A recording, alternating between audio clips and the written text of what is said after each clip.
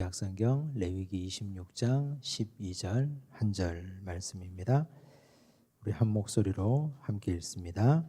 나는 너희 중에 행하여 너희의 하나님이 되고 너희는 내 백성이 될 것이니라. 아멘. 네, 레위기 특강이 이제 오늘로써 마지막입니다. 17번째 시간입니다. 지금까지 레위기를 이렇게 열심히 이렇게 깊이 공부해 본 적이 있을까 할 정도로 한 학기 동안 열심히 달려와 주셔서 감사합니다.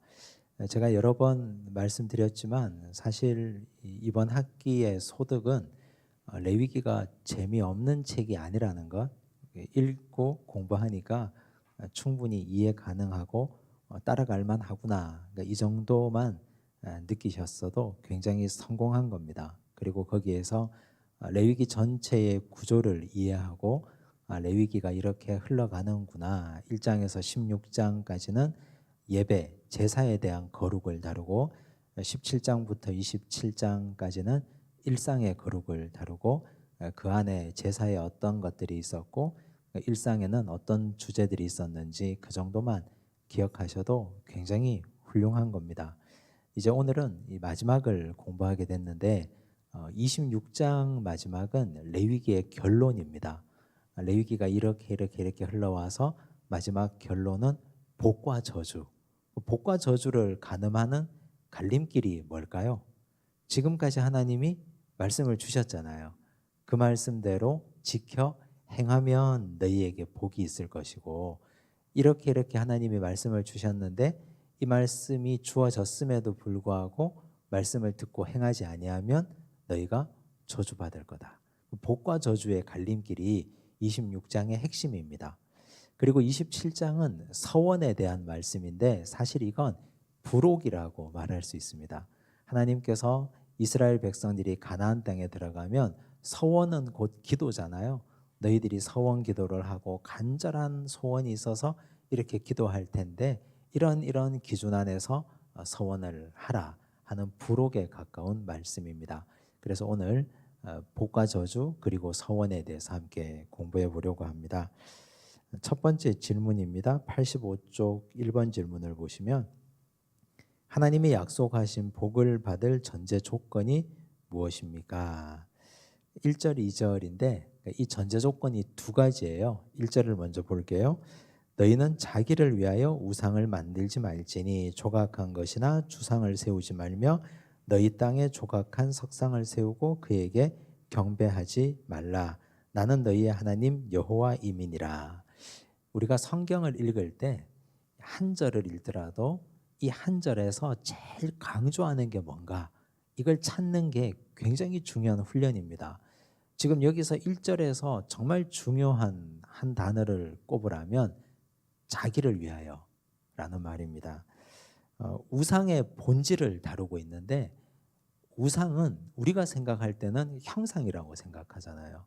저 다른 종교에 가면 볼 수 있는 거대한 형상, 나무로 깎아 만든 것, 금붙이, 쇠붙이로 만든 것 등등을 우리가 우상이라고 생각하잖아요.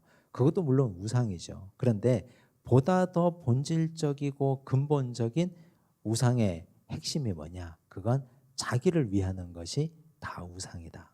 하나님이 이렇게 말씀해 놓으셨어요. 자기를 위한 우상. 그렇게 따져본다면 하나님 중심이 아닌 자기 중심성이 인간의 죄악된 본성이잖아요. 자기 중심성을 가지고 살아가고 만들어내고 추구하고 따라가는 모든 건 다 우상 숭배다. 그래서 우리는 생각을 하고 살아야 됩니다. 그리스도인들은 만약에 생각 없이 그냥 세상 풍조 흘러가는 대로 막 살다 보면 다 우상 숭배자가 될 수밖에 없어요. 사람들은 다 자기중심적으로 움직이니까. 돈을 쓰더라도 혹은 돈을 벌더라도 자기중심적으로 돈을 벌면 우리 이렇게 말하잖아요. 개같이 벌어서 정승같이 쓰자고. 개같이 버는 거 그건 하나님께서 성경에 그대로 말씀해 놓으셨어요. 개같이 번 자들의 소득은 성전에 갖고 오지 말라고. 그대로 말씀해 놓으셨거든요. 물질을 버는 것도 방법이 있고 정상적인 절차와 정상적인 하나님이 정해놓으신 기준이 있다는 말씀입니다. 그래서 자기를 위하여 물질 생활을 하지 말고 버는 것도 쓰는 것도, 자녀를 키우는 것도 있잖아요. 자녀를 키우는 것도 부모가 자기 영광 받으려고 자녀를 키우는 때가 있잖아요. 내가 이 자식 키워가지고 결국은 내 영광 받으려고 좋은 학교 보내고 좋은 직장에 취직시키고 세상이 볼 때 좋은 혼처에 시집장가 보내고 그러면 내가 행복하고 내가 기쁘잖아요. 결국은 자기를 위하여 하는 모든 행위는 전부 다 우상숭배다. 그래서 우상의 본질이 곧 자기중심성이 우상숭배예요. 이스라엘 백성들이 지금 이 레위기 말씀을 언제 어디에서 듣고 있습니까? 출애굽한 이후에 3개월이 지나고 시내산 아래에 이스라엘 백성들을 다 앉혀놓고 하나님이 말씀하시는 거잖아요. 십계명 주고 성막 주고 레위기 율법 주시고 너희들이 이제 가나안 땅에 들어가면 언약 백성으로 이렇게 살아라 하고 주시는 말씀이잖아요. 지금까지 너희들이 조상 때부터 430년 동안 이집트에서 종살이하고 살아왔는데 너희들이 430년 동안 살아왔던 그 삶은 자기를 위한 삶이다. 하나님을 위한 삶이 아니라 창조주 하나님을 기억하고 하나님의 영광을 위한 삶이 아니라 자기중심적인 삶이다. 그래서 우린 생각하고 살아야 됩니다. 뭘 하나 구입할 때도 돈을 벌거나 돈을 쓸 때도 자녀를 양육하거나 키울 때도 이게 정말 나를 위한 건가? 내 중심적인 건가? 내 욕심을 채우기 위한 건가? 이런 생각하지 않으면 그냥 그대로 흘러갈 수밖에 없어서 그렇습니다. 출애굽기 32장에 보면 이스라엘 백성들이 금신상 만든 장면이 나오잖아요. 금송아지 사건. 거기에도 이 말씀이 그대로 나와요. 출애굽기 32장 1절. 백성이 모세가 산에서 내려옴이 더딤을 보고 모여 백성이 아론에게 이르되 이러러 말하되 일어나라 우리를 위하여 우리를 인도할 신을 만들라. 우리를 위하여 우리를 인도할 신. 이스라엘 백성들 입에서 나오는 말이에요. 우리를 위하여 우리를 인도할 신. 이 모세 곧 우리를 애굽 땅에서 인도하여 낸 사람은 어찌 되었는지 알지 못함이니라. 이 말씀 자세히 보세요. 굉장히 무서운 말인데 지금까지 이스라엘 백성들을 인도해 오던 모세가 사라졌잖아요. 그래서 모세를 대신할 우상을 우리를 위하여 우리를 인도할 다른 신을 만들라 하는 거예요. 그러면 지금까지 이들은 모세를 뭐로 본 겁니까? 신으로 본 거예요. 모세가 꼭 그들에겐 하나님이었어요. 모세는 하나님의 대리자가 아니라 이스라엘 백성들에게는 모세가 곧 우상이었던 거죠. 사람이 우상일 수가 있다니까요. 굉장히 중요하고 너무너무 무서운 겁니다.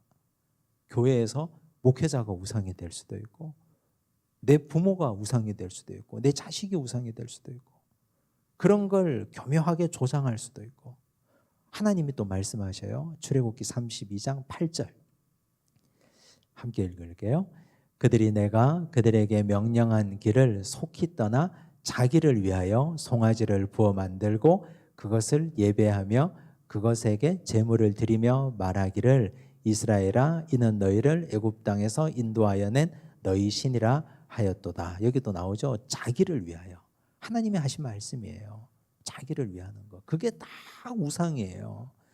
그래서 가끔 뉴스에 보면 다른 종교 장소에 가가지고 신상 때려 부수고 거기서 할렐루야 찬양하고 막 그런 거 하잖아요. 그게 무슨 의미가 있습니까?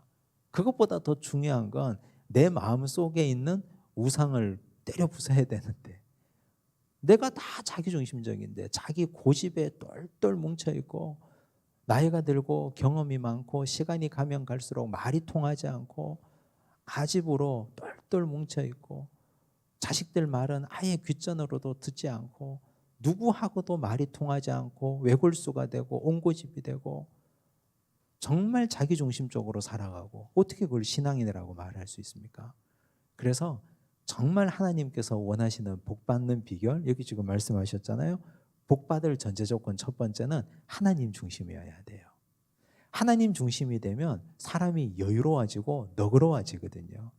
왜냐하면 말씀의 거울에 자기를 계속 비추어 보고 이거 내가 틀렸구나. 지금까지 내가 잘못 살았구나 회개하고 돌이키고 매일매일 부서지고 또 부서지다 보면 사람이 굉장히 부드러워집니다. 하나님과 소통할 수 있는 사람은 누구와도 다 소통할 수 있습니다. 그런데 완고한 사람은 신앙생활을 제대로 안 한 사람이 그래요. 대체적으로. 두 번째 복받을 비결 2절에 나오죠. 너희는 내 안식일을 지키며 내 성소를 경외하라. 나는 여호와이니라. 안식일을 지키라 그랬어요. 복받을 전제 조건. 지금 결론이잖아요. 26장이. 첫째는 자기 중심성을 버리고 하나님 중심성을 가지라. 두 번째는 안식일을 기억하라. 안식일의 의미를 지금까지 계속 설명했어요.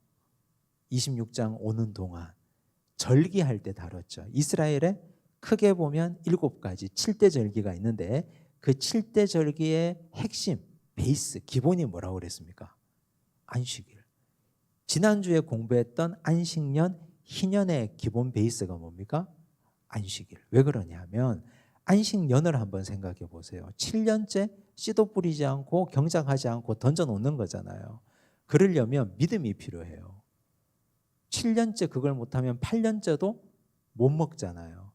그러면 7년, 6년, 7년, 8년, 3년치 먹을 걸 하나님이 해결해 주실 거라는 믿음을 가지고 안식년을 살아야 되는 거거든요. 안식일도 마찬가지죠. 내가 안식일에 일하지 않아도 하나님이 그 전날 2배를 주실 거라는 믿음. 그 믿음을 가지고 하나님 앞에 예배를 성실하게 드리고 7일째 쉬는 거예요. 예배를 드리기 위한 쉼이잖아요. 그래서 안식일을 지키라는 건 하나님이 이스라엘 백성들에게 믿음을 요구하시는 겁니다. 나를 신뢰하라. 내 말을 믿고 한번 쉬어봐.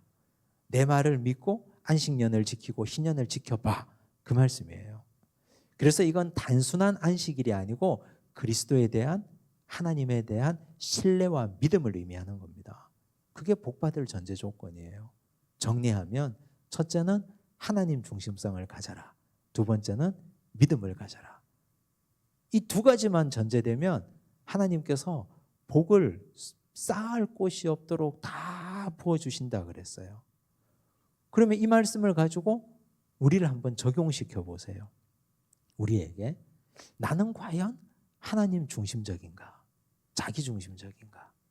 나는 과연 전적인 하나님에 대한 신뢰와 믿음이 있는가? 내 미래에 대한, 내 앞날에 대한 하나님이 나를 채우시고 인도하시고 이끄실 것이라는 믿음이 있는가? 헌금하는 거, 안식일을 지키는 것, 이런 거 다 거기에 포함되는 거잖아요. 미래에 대한 걱정, 불안 하나님께 맡기고 나아가고 있는가? 그러면 하나님이 그 다음을 주신다 그랬거든요. 3절 한번 보세요. 너희가 내 규례와 계명을 준행하면. 규례와 계명 앞에서 수백 가지 말씀하셨거든요. 근데 그걸 딱 2가지로 정리하면 하나님 중심, 믿음, 신뢰 이거예요. 1절과 2절. 여기 준행하다라는 단어가 나오는데 히브리어로 할라크입니다. 할라크, 준행하다. 함께 걷다라는 뜻이에요. 같이 걷는 거예요. 하나님의 말씀과 내가 같이 걸어가는 거예요. 그냥 가만히 앉아서 준행하는 게 아니라 걸어가면서 지키고 또 지키고 순종하고 나가는 거예요. 그래서 우리가 삶은 여정이잖아요. 오늘은 이곳, 내일은 저곳. 삶의 여정을 걸어가면서 하나님 말씀을 지켜가는 것, 이게 할라크거든요. 그걸 지키면, 준행하면 어떤 복을 주시느냐? 4절 보세요. 내가 너희에게 철 따라 비를 주리니 땅은 그 산물을 내고 밭의 나무는 열매를 맺으리라. 5절 너희의 타작은 포도 딸 때까지 미치며 너희의 포도 따는 것은 파종할 때까지 미치리니 너희가 음식을 배불리 먹고 너희의 땅에 안전하게 거주하리라. 풍성한 축복을 주신다 그랬어요. 4절과 5절은 풍성함이에요. 풍성함을 하나님이 주신다 그랬어요. 이걸 하면 두 번째 6절에서 8절 내가 그 땅에 평화를 줄 것인즉 평화를 주신다 그랬어요. 풍성을 주시고 평화의 구체적인 내용이 나오죠. 너희가 누울 때 너희를 두렵게 할 자가 없을 것이며 내가 사나운 짐승을 그 땅에서 제할 것이요 칼이 너희의 땅에 두루 행하지 아니할 것이며 너희의 원수들을 쫓으리니 그들이 너희 앞에서 칼에 엎드러질 것이라. 또 너희 다섯이 백을 쫓고 너희 백이 만을 쫓으리니 너희 대적들이 너희 앞에서 칼에 엎드러질 것이며 평화와 승리를 주신다 그랬어요. 자, 이게 얼마나 놀라운 축복이에요. 그 다음 페이지 보시면 9절, 내가 너희를 돌보아 너희를 번성하게 하고 너희를 창대하게 할 것이며 내가 너희와 함께 한 내 언약을 이행하리라. 번성의 복을 주신다 그랬어요. 번성의 복. 10절, 너희는 오래 두었던 묵은 곡식을 먹다가 새 곡식으로 말미암아 묵은 곡식을 치우게 될 것이며 항상 새로운 것을 공급해 주신다 그랬어요. 이게 하나님이 약속하신 복이에요. 두 가지만 지키면.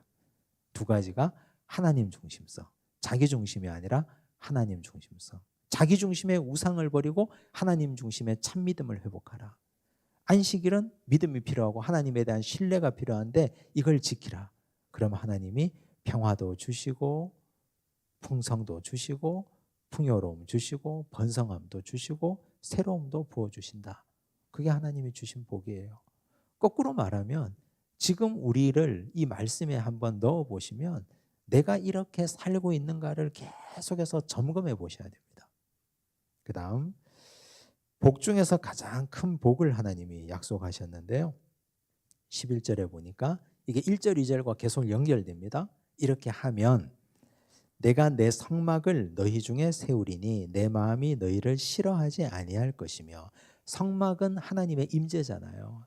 내가 너희와 함께 하겠다는 뜻이에요. 나는 너희 중에 행하여 너희의 하나님이 되고 너희는 내 백성이 될 것이니라. 너희와 함께 하겠다. 한마디로 말하면 임마누엘 하겠다. 하나님이 너희와 함께 하겠다. 이게 복 중에 제일 큰 복이죠. 하나님이 함께 하시는 것만큼 좋은 복이 어디에 있습니까? 우리가 하나님과 동행하려면 두 가지 하나님 중심성을 가져야 됩니다. 그리고 하나님에 대한 신뢰, 믿음을 철저하게 보여주셔야 됩니다. 그러면 이런 복을 하나님 주신다 그랬어요. 자, 그런데 성경은요 항상 치우치지 않아요. 새가 두 날개가 있는 것처럼 복을 말씀하셨으면 저주도 말씀하셔요. 그래서 교회에서 목회자가 설교할 때 맨날 복 받을 것입니다. 복 받을 것입니다. 이것만 설교하면 한쪽 날개 자르고 가는 것과 똑같은 거예요. 이미 하나님이 성경에서 복과 저주를 함께 말씀하셨거든요. 천국을 얘기하면 지옥도 얘기해야 돼요. 구원을 얘기하면 심판도 얘기해야 되고 복을 얘기하면 저주도 얘기하고 지키는 자에게는 하나님이 이렇게 복을 주시는데 지키지 않는 자는 어떻게 하시느냐. 복이 많을까요? 저주가 많을까요? 저주가 훨씬 길어요. 근데 저주에는 또 단계가 있습니다. 보십시오. 14절 15절 보면 그러나 너희가 내게 청종하지 아니하여 이 모든 명령을 준행하지 아니하며 준행, 할라크 그랬죠. 함께 걷지 아니하면 하나님이 북쪽으로 가는데 너는 남쪽으로 가면 나와 함께 말씀과 동행하지 아니하며 내 규례를 멸시하며 마음에 내 법도를 싫어하여 내 모든 계명을 준행하지 아니하며 내 언약을 배반할진대. 앞에 얘기했던 이 두 가지를 배반하면 준행하지 아니하면 어떤 일이 벌어지느냐. 16절 재앙입니다. 내가 이같이 너희에게 행하리니 곧 내가 너희에게 놀라운 재앙을 내려 폐병과 열병으로 눈이 어둡고 생명이 쇠약하게 할 것이요 너희가 파종한 것은 헛되리니 너희의 대적이 그것을 먹을 것임이며 재앙으로 인한 질병 때문에 너희는 수고한 농사를 먹지 못하고 너희 대적들이 먹을 것이다. 건강을 지켜주지 않을 거다. 17절 내가 너희를 치리니 너희가 너희의 대적에게 패할 것이요 너희를 미워하는 자가 너희를 다스릴 것이며 너희는 쫓는 자가 없어도 도망하리라. 전쟁에서 패배할 거라 말씀하셨어요. 18절 또 만일 너희가 그렇게까지 되어도 내게 청종하지 아니하면 이걸 다른 말로 하면 어떻게 옮길 수 있을까요? 그렇게까지 되어서 돌이킨다면 그렇게까지 되어서 회개하고 돌이키기만 하면 다시 회복시켜 주겠다는 얘기거든요. 근데 그렇게까지 되었는데도 청종하지 않으면 너희의 죄로 말미암아 내가 너희를 7배나 더 징벌하리라. 지금 여기 저주에는요, 이게 특징이에요. 중간중간에 7배나 더 징벌하리라. 이 말씀이 나오거든요. 이 말씀이 나오는 이유는 이쯤 되면 돌이켜야 되지 않겠니? 이쯤 되면 이제 정신 차리고 돌아와야 되지 않겠냐? 그 말씀이에요. 우리 지난 학기에 계시록 공부할 때 같은 패턴이잖아요. 이제 좀 깨닫고 돌아와야 되는데 돌이키지 않아요. 자, 그 7배의 내용을 보십시다. 19절 20절에 나오는데 내가 너희의 채찍으로 말미암은 교만을 너희의 세력으로 말미암은 교만을 꺾고 너희의 하늘을 철과 같게 하며 너희 땅을 녹과 같게 하리니. 하늘이 철이 되고 땅이 녹이 되면 어떻게 됩니까? 철에서 비가 내립니까? 녹에서 농산물이 자랄 수 있습니까? 너희의 수고가 헛될지라 땅은 그 산물을 내지 아니하고 땅의 나무는 그 열매를 맺지 아니하리라. 아무리 수고해도 농사가 안 돼요. 내가 들짐승을 너희 중에 보내리니 그것들이 너희의 자녀를 움키고 너희 가축을 멸하며 너희의 수요를 줄이리니 너희의 길들이 황폐하리라. 들짐승까지 온대요. 농사도 안 되는데. 이쯤 되면 돌이켜야 되잖아요. 또다시 말씀하십니다. 23절 이런 일을 당하여도 너희가 내게로 돌아오지 아니하고 내게 대항할진대. 이제 좀 돌이켜야 되지 않겠니? 이 말씀이거든요. 나 곧 나도 너희에게 대항하여 너희 죄로 말미암아 너희를 7배나 더 치리라. 또 7배가 나와요. 이제 더 심한 징벌이죠. 26절 내가 너희가 의뢰하는 양식을 끊을 때에 사람들이 양식을 의뢰하잖아요. 그거 먹고 사니까. 10여인이 한 화덕에서 너희 떡을 구워. 이거 잘 이해하셔야 돼요. 10명의 여인이 화덕 하나를 쓴대요. 어떤 상황일까요? 보통 한 가정에 여인 하나가 화덕 하나를 가지고 있어야 정상이잖아요.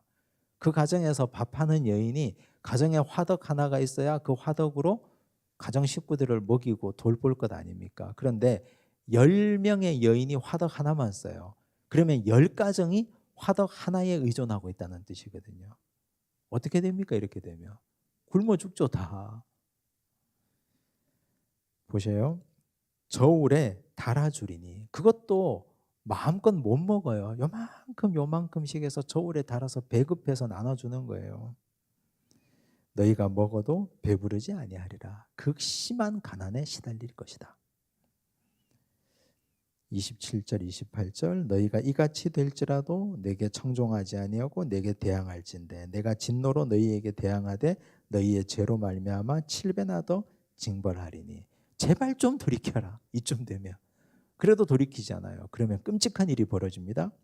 29절 너희가 아들의 살을 먹을 것이요 딸의 살을 먹을 것이며.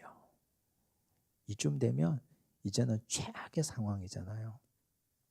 내가 너희를 33절요 내가 너희를 여러 민족 중에 흩을 것이요 내가 칼을 빼어 너희를 따르게 하리니 너희의 땅이 황무하며 너희의 성읍이 황폐하리라. 한마디로 말하면 뭐예요? 망하는 거죠.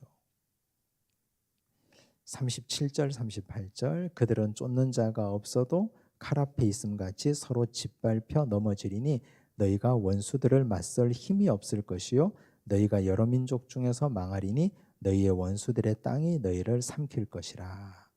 망하리니 너희가 여러 민족 중에서 망한다 그랬어요. 결국 두 가지, 아까 얘기했던 그 두 가지 핵심.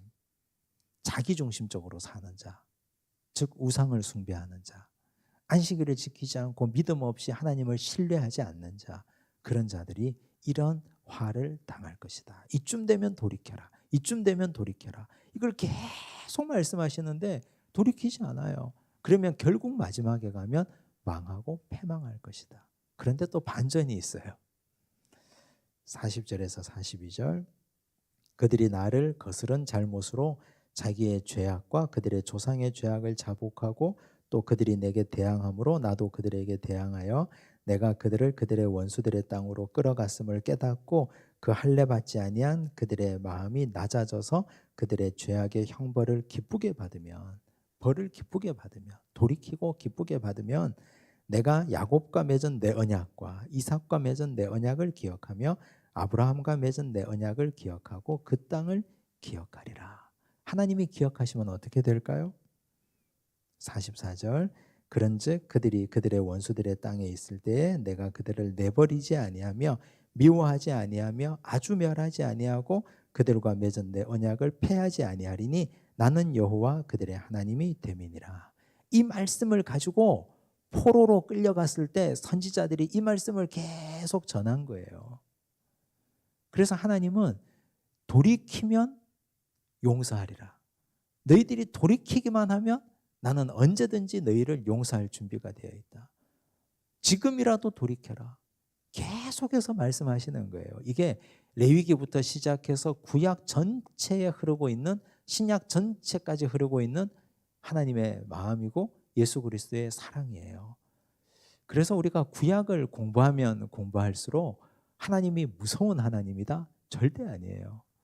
하나님은 계속 기다리고 또 참아주셔요. 이렇게 복과 저주 말씀하셨잖아요. 근데 결론이 뭡니까? 돌이키면 받아줄게. 회개만 하면 내가 수용하마. 그 말씀이에요. 화를 말씀하시다가 중간중간에 이쯤 해도 안 돌아올래? 이쯤 해도 안 돌아올래? 계속 말씀하시잖아요. 이걸 잘 기억하셔야 돼요. 근데 우리는 성경 읽다가 저주가 나오는 데는 건너가잖아요. 무섭기도 하고 나하고 상관없다고 생각하니까. 근데 사실 저주가 기록된 장을 읽으면 더 은혜가 돼요. 하나님의 사랑이 그 속에 더 많이 더 깊숙이 녹아있기 때문에 그렇습니다. 자, 이제 26장의 결론이에요. 46절. 이것은 여호와께서 시내 산에서 자기와 이스라엘 자손 사이에 모세를 통하여 세우신 규례와 법도와 율법이니라. 지금까지 하신 말씀. 이것은 할 때 레위기 전체 말씀은 장소가 나오죠. 시내 산에서.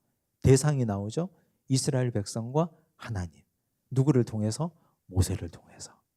그래서 26장은 레위기 전체의 결론이라고 말씀드리는 겁니다. 레위기는 이스라엘 백성들이 이동 중에 받은 말씀이에요. 편안한 자리에서 받은 말씀이 아니에요. 근데 우리가 레위기를 읽어보셔서 아시겠지만 복잡하잖아요. 내용이 굉장히 방대하잖아요. 근데 하나님은 왜 이런 걸 시내산에서 이렇게 이동 중에 주셨을까? 아직까지 가나안 땅에 들어가기도 전인데, 그런데 하나님은 이렇게 미리 준비시켜 주신 거예요. 가나안 땅에 들어가면 하나님 백성으로 예배의 거룩을 나와 함께 지켜라. 생활의 거룩, 일상의 거룩을 나에게 보여달라. 그걸 말씀하신 거거든요. 그래서 이 레위기 말씀을 읽어보면 우린 전제가 딱 있다는 걸 알죠. 그 전제는 하나님이 가나안 땅을 반드시 분명히 확실하게 주실 거다. 근데 이스라엘 백성들은 어리석게도 이 말씀을 받아놓고도 가나안 땅에 들어갈 걸 안 믿었어요. 믿다가 안 믿다가, 믿다가 못 믿다가 손바닥 뒤집듯이 계속 불신과 신뢰 사이를 오갔습니다. 어리석은 거죠. 이제 서원에 대해서, 서원할 때 서자가 맹세하다 할 때 서자예요. 원자는 바라다 할 때 원자고, 너무 바라니까, 정말 이걸 바라니까 하나님께 맹세하는 거예요. 맹세할 때 우리는 뭘 걸고 하잖아요. 그렇죠? 내가 이거 약속 지키지 않으면 내가 이거 너 줄게. 뭐 이렇게 뭘 걸고 하잖아요. 그래서 하나님께 뭔가를 걸고 소원을 기도하고 아뢰는 걸 서원이라고 하는 거죠. 자, 서원에 대해서 이스라엘 백성들의 일반적 서원 기준이 어떠하냐. 27장 2절. 이스라엘 자손에게 말하여 이르라. 만일 어떤 사람이 사람의 값을 여호와께 드리기로 분명히 서원하였으면 너는 그 값을 정할지니. 사람의 값을 여호와께 드리려고 서원했다. 이게 무슨 말일까? 자, 그 당시요. 지금 이스라엘 백성들이 출애굽하다가 이 말씀 받잖아요. 가나안 땅에 들어갔다 합시다. 가나안 땅에 들어갔어요. 가나안 땅에 들어가면 성막이 그대로 있을 것 아닙니까? 성막이 그들의 삶의 중심이 되잖아요. 그런데 성막 안 혹은 성막 밖에서 성막 전체를 섬기는 일을 맡은 사람이 누굽니까? 지파 중에 레위 지파잖아요. 레위 지파 외에는 성막 안에서 일하는 직책을 맡은 사람이 없어요. 하고 싶어도 할 수가 없어요. 그래서 그 당시에 서원을 드린다? 내가 뭔가를 서원한다 그러면 자기 자신을 하나님께 드리겠다. 요즘으로 말하면 자기 자신을 하나님께 드리겠다면 목사가 될 수 있고 전도사가 될 수 있고 또 교회 와서 그냥 열심히 무급으로 봉사하고 성실하게 일할 수도 있죠. 그런데 그 당시 율법이 제정될 당시에는 레위인 이외에는 성막에 와서 봉사할 수 있는 사람이 없었거든요. 그래서 그걸 하나님께서 정하신 돈으로 드리라는 뜻이에요. 너희가 서원을 하면. 그래서 사람마다 그 값을 매겨두라는 뜻이에요. 자, 어떤 기준으로 값을 매겼을까? 즉 그런 거죠. 만약 누군가가 정말 급한 기도 제목이 있어요. 하나님이 이거 이루어 주시면 제가 서원하고 반드시 그 값을 드리겠습니다 하고 제사장 앞에 나가서 제사장께 확인받고 기도하는 거예요. 제사장에게 기도 부탁을 하고 제사장도 그 기도를 같이 하고 그래서 응답이 됐어요. 이루어졌어요. 그러면 약속한 대로 그걸 드리는 거예요. 3절 4절 보시면 네가 정한 값은 20살로부터 60살까지는 20세에서 60세까지요. 남자면 성소의 세겔로 은 50세겔로 하고 여자면 그 값을 30세겔로 하며 20세에서 60세가 노동할 수 있는 나이 아닙니까? 왕성하게 노동이 가능한 나이. 은 50세겔을 내라 그랬어요. 은 50세겔이 얼마 정도의 가치냐? 가나안 땅에 들어간 이후에 그 당시에 통용되는 화폐로 보면 성인 남자의 한 달 품삯이에요. 자, 그러면 50세겔이다. 4년하고 2개월을 몽땅 번 거 다 갖다 바쳐야 돼요. 두 가지 의미가 있겠죠. 어떤 의미냐? 첫째는 서원 함부로 하지 말라는 뜻이에요. 함부로. 엄청나잖아요. 4년하고 2달. 온 가족 식구들이 먹고 살아야 되는데 서원이 남발되는 것 이거 원치 않은 거죠. 이거 기준을 보면.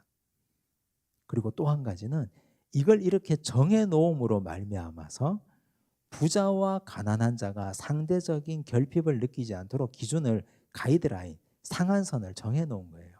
뒤에 가면 또 나와요. 가난한 자는 어떻게 하는지. 5절 보시면 5살로부터 20살까지는 남자면 그 값을 20세겔로 여자면 10세겔로 1개월로부터 5살까지는 남자면 그 값을 은 5세겔 여자면 은 3세겔 7절 60살 이상은 남자면 그 값을 15세겔 여자는 10세겔 이걸로 얘기하면 남녀노소가 다 서원할 수 있다. 그렇죠? 남녀노소가 서원은 다 열려 있었어요. 그런데 노동하는 노동의 정도에 따라서 값을 매겨 놓은 거예요. 아무래도 그 당시 여성보다 남자들이 훨씬 노동력은 더 강하니까. 그래서 이렇게 정해 놓은 거죠. 서원의 예외 규정도 있습니다.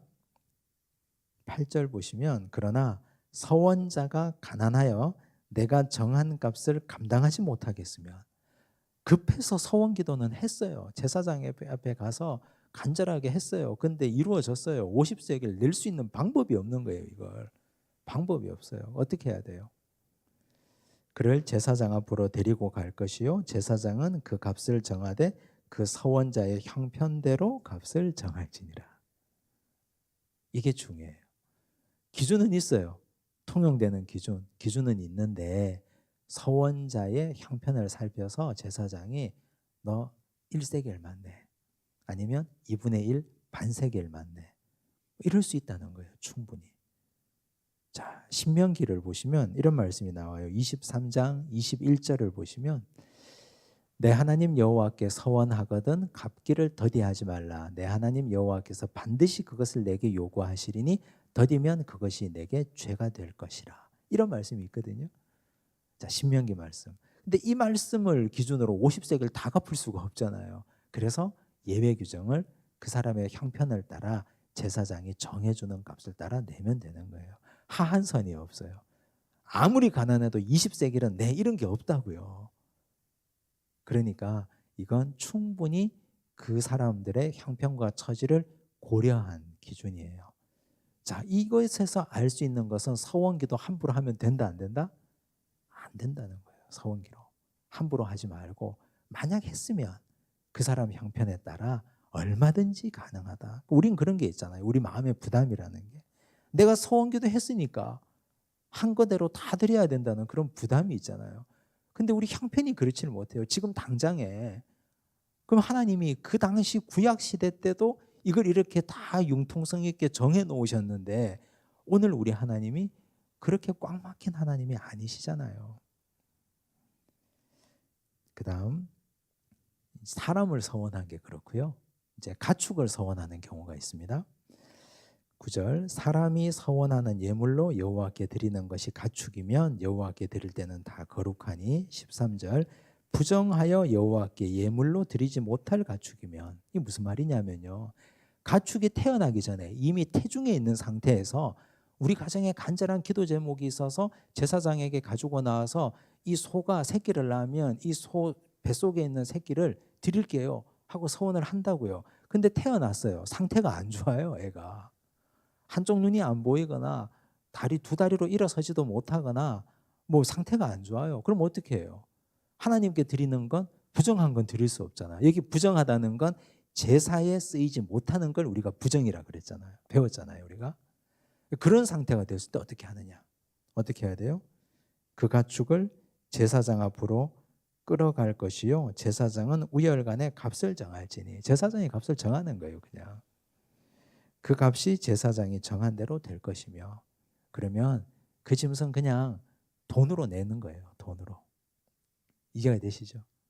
그 짐승은 그냥 가져가고 만일 그가 그것을 물으려면 네가 정한 값에 그 5분의 1을 더할지니라. 그래서 제사장이 그 값을 정하고 거기에 20%를 더 붙여서 내고 서원을 다 이룬 걸로 정리하는 거예요. 그래서 제사장에게 굉장히 권한이 있었고 융통성이 있었다는 겁니다. 그 다음 페이지 보시면 집을 서원했을 때 기준을 말해보라. 부동산도 서원을 했어요. 부동산도. 집도.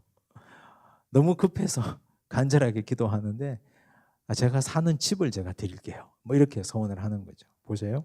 14절 만일 어떤 사람이 자기 집을 성별하여 여호와께 드리려 하면 제사장이 그 우열간에 값을 정할지니 그 값은 제사장이 정한 대로 될 것이며 서원하겠다고 왔어요. 제사장에게. 그럼 제사장이 가서 그 집을 봐요.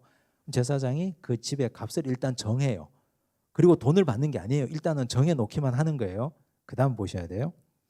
만일 그 사람이 자기 집을 물으려면 정해놓고 그 집을 바치면 성전에서 그 집을 그냥 쓰면 돼요. 가난한 사람을 위한 쉼터로 쓰든지 아니면 성전에서 그 제사장이 필요해서 그 집을 팔아가지고 성전에 돈으로 사용하든지 쓰면 돼요. 근데 그렇게 하지 않고 누군가를 살게 하거나 뭐 이렇게 했어요. 근데 만일 그 사람이 살다가 자기 집을 물으려면 서원을 물고 싶은 상황이 생겨요. 서원을 물리고 싶다고요, 그걸. 그러면 어떻게 해야 되냐? 이미 처음에 정한 그 값에 5분의 1을 더해서 돈을 주면 그 집을 다시 돌려받을 수 있었다고요. 그러면 서원이 절대적인 겁니까? 상대적인 겁니까? 절대적이에요, 상대적이에요? 이걸 보면 상대적인 거예요. 자, 아까 우리가 사람 값을 정하는 서원에는 물는 것이 있었어요, 없었어요? 없었어요. 내가 헌신하겠습니다 하는 서원에는 물는 것이 없었고 다만 그 사람의 형편과 처지를 따라서 제사장이 값을 낮춰주는 건 있었어요. 근데 짐승을 정했는데 태중에 있는 짐승이 태어나서 부정해요. 예물로 바칠 수 없는 상황이에요. 정한 짐승을 바쳐야 되는데 그럴 경우에는 얼마든지 그 값에 정한 값의 5분의 1을 더해서 해결할 수 있었고 집이라는 거는 사람의 주거잖아요. 아무리 급해서 내가 그 집을 들여도 시간이 지나서 집을 내가 되찾을 수 있는 상황이 되면 다시 물을 수 있도록 그 집값에 5분의 1을 더한 값을 받고 다시 살게 해주는 거예요. 그러면 그 사람은 집값을 이미 들였으니까 나중에 서원을 행한 거잖아요. 사는 집은 돌려받았고. 이해가 되시죠? 이렇게 융통성 있게 해결하셨다는 거예요. 그 다음 부동산 중에 땅이 있어요. 땅. 밭을 서원했을 때는 어떻게 하냐. 이게 좀 복잡해요. 왜 복잡하냐. 이거 우리가 시험에 나오는 게 아니기 때문에 뭐 그렇게 복잡하게 외울 건 없는데 우리 지난 시간에 안식년 그리고 희년 얘기할 때 살펴봤지만 땅은 다 누구의 소유입니까? 하나님의 소유죠. 땅을 사고 팔 수 있습니까? 없습니까? 사고 팔 수 있는데 그 산다는 개념은 경작권을 산다는 개념이에요. 그렇죠? 땅 자체를 영구히 사는 개념이 아니라 경작권을 가져오는 개념이에요. 자, 그걸 개념을 연도에 두고 보십시오. 16절 만일 어떤 사람이 자기 기업된 밭 얼마를 상별하여 여호와께 드리려 하면 마지기 수대로 내가 값을 정하되 보리 한 호멜 지기에는 은 50세겔로 계산할지며. 자, 제사장에게 왔어요. 제가 이런 기도 제목을 가지고 기도하고 서원을 하는데 제 땅을 드리겠습니다. 그럼 제사장이 가요. 그 땅을 거기서 소출이 얼마 나오는지를 보고 일단 값을 딱 정해요. 그 돈을 지금 받는 게 아니에요. 그리고 나서 그냥 일상적인 경우라면 그 땅을 서원했으니까 기도가 응답되고 나면 그 땅을 성전에서 가져가겠죠. 제사장이 가져가서 성전에 일하는 사람이 농사지어서 나오는 소출을 성전 소유로 가져가겠죠. 그렇게. 그런데 보십시오. 19절 만일 밭을 성별하여 드린 자가 시간이 좀 지나서 그것을 무르고 싶어요. 어떻게 해야 돼요? 원래 정해놓은 값이 있잖아요. 소출된 값. 그 값에다가 20% 5분의 1을 더해서 다시 돈을 받고 땅을 돌려주면 돼요. 경작권을. 아까 집하고 똑같죠.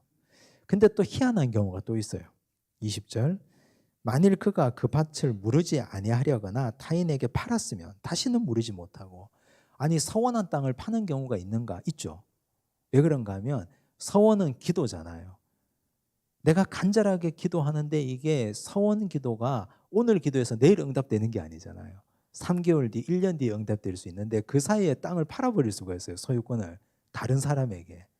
그러면 복잡해지는 거예요. 그럼 그때 가서 어떻게 해야 되느냐? 뒤에 나오죠.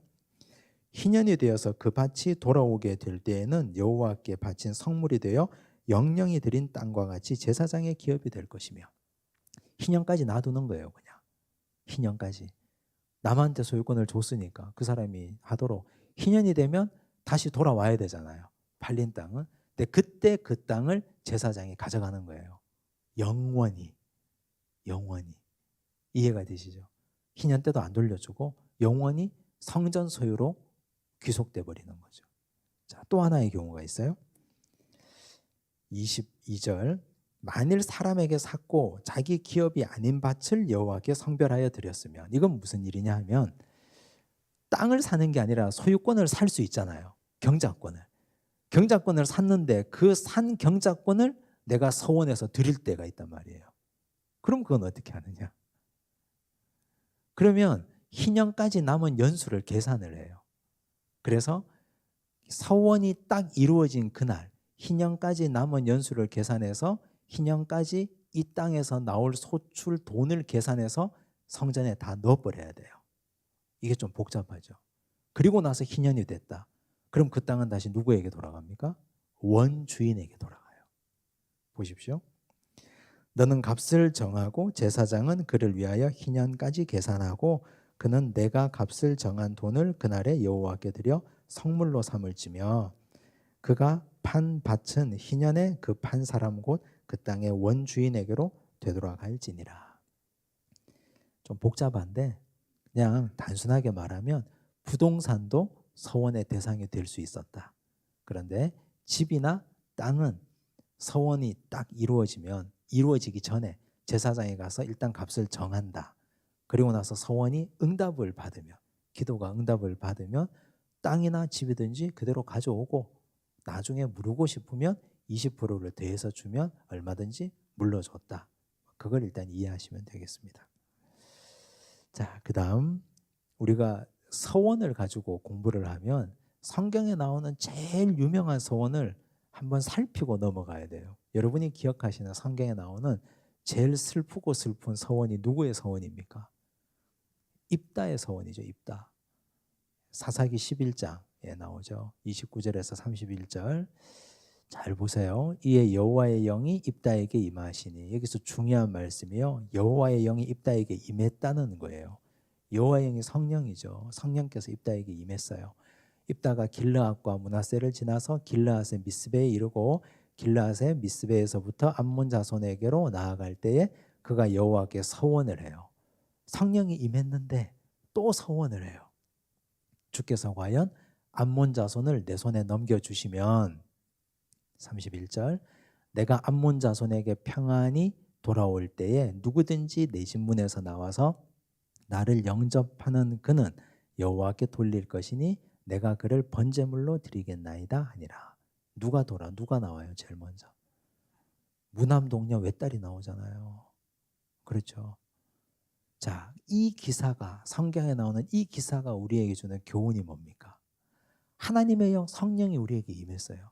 성령이 충만해요. 서원이 필요해요? 하나님의 영이 임해서 암몬 자손과 나와서 싸우면 반드시 이길 거라고 약속하셨거든요. 사사시대에 사사가 하나님께 선택을 받았다는 기준은 하나님의 영이 함께 하는 거예요. 하나님의 영이 함께 하셨어요. 그럼 나가서 싸워서 이기면 돼요. 근데 또 서원했어요. 그럼 이게 뭡니까? 이게 믿음이 있는 겁니까? 불신입니까? 불신이죠. 하나님의 영, 성령, 그 성령을 주신 하나님을 못 믿는 거예요. 그래서 또 서원하는 거예요. 이 서원도 이런 서원을 드리는 거예요. 지금 사사시대 같으면 이미 레위기 말씀이 다 전해진 이후거든요. 레위기의 서원들이 있잖아요. 레위기의 서원의 기준들이 있잖아요. 사람을 드릴 때 몇 세겔로 드린다 다 있잖아요. 근데 이런 무모한 서원을 하는 거죠. 그래서 우리가 서원 기도라는 건 우리가 지금까지 생각했던 것만큼 그렇게 하나님이 무자비한 하나님이 아니다. 그리고 하나님은 서원 기도 자체를 굉장히 조심스럽게 제대로 알고 기도하라고 말씀하셨다. 그리고 하나님이 이 서원을 통해서 우리 인간들의 삶을 파괴하기를 원치 않으신다. 돈을 갖고 오면 그걸 가지고 하면 집도 돌려주고 밭도 돌려주고, 가난하면 삶의 형편에 따라서 얼마든지 그 값을 조정할 수 있도록 해주셨고, 서원을 대하시는 하나님의 방식이에요. 자, 처음 난 것에 대한 규례 한번 봅시다. 27장 26절 오직 가축 중에 처음 난 것은 여호와께 드릴 첫 것이라. 이건 그냥 원천징수예요. 처음 난 건 무조건 하나님 거예요. 소나 양은 여호와의 것이니 누구든지 그것으로 성별하여 드리지 못할 것이며, 이건 무슨 말이냐면 처음 난 걸 가지고 서원의 제물로 삼지 마라. 처음 난 건 그냥 무조건 하나님 거니까 그거 갖고 원래 드리는 건데 그걸로 또 너희들이 서원의 제물로 삼지 말라는 뜻이에요. 27절 만일 부정한 짐승이면 내가 정한 값에 그 5분의 1을 다하여 물을 것이요. 아까 우리가 한 거죠. 그죠? 자, 그 다음 28절 어떤 사람이 자기 소유 중에서 오직 여호와께 온전히 바친 모든 것은 사람이든지 가축이든지 기업에 바치든지 팔지도 못하고 무르지도 못하나니 바친 것은 다 여호와께 지극히 거룩함이며. 이건 헤렘이라고 하는데요. 무르지 못하는 것도 있어요. 하나님 저 절대로 안 물러요. 그냥 하고 완전히 그냥 바친 거. 그걸 헤렘이라 그래요. 근데 하나님이 헤렘 명령을 또 다르게 정의하신 게 29절인데 보십시오. 온전히 바쳐진 그 사람은 다시 무르지 못하나니 반드시 죽일지니라. 갑자기 이런 말씀이 나와요. 이게 무슨 뜻이냐면 온전히 바쳐진 그 사람, 우리가 지금까지 그냥 서원 기도에서 바치고 드리고 하니까 자꾸 좋은 의미로 바쳐졌다는 걸 이해하는데, 여기서는 사람이 절대로 대속할 수 없는 사람들을 말하는 거예요. 성경에 보면 구약의 율법에 보면 반드시 죽여야 되는 사람들이 있잖아요. 나왔죠?